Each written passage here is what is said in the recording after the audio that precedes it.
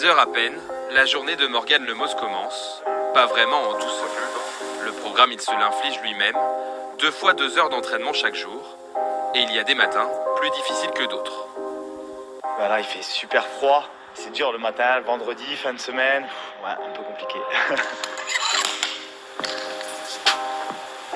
À 32 ans, le Sartois d'adoption a trouvé de quoi se motiver. Cette année à Toulouse, il termine 5e de sa catégorie au championnat de France. Une belle place d'honneur qui lui offre un ticket pour les championnats du monde de Functional Fitness. J'avais pas du tout pour objectif ça.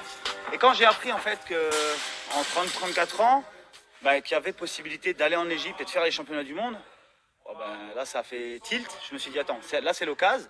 Ça fait un moment que tu fais du sport, il y a peut-être possibilité enfin dans un sport d'aller faire les championnats du monde.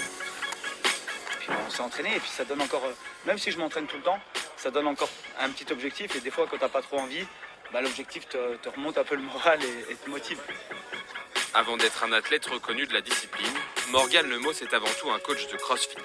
Allez go, c'est parti, on s'échauffe. On monte un peu point de pied. Depuis 5 ans, il est co-gérant d'une salle dédiée à ce sport. Alors entre ses séances personnelles, il mène les entraînements et ne laisse rien passer. Non, fais 5 burpees. Pour moi, le crossfit, c'est un style de vie. Ce que j'essaie de transmettre aux gens, c'est que faire du sport, c'est bon pour la santé, au moins entre 2 et 3 heures par semaine. Voilà. Même s'ils ne sont pas passionnés, de leur donner ce goût-là, ce goût de l'effort, et de voir les résultats. Dans sa vie d'avant, le crossfitter était un sergent.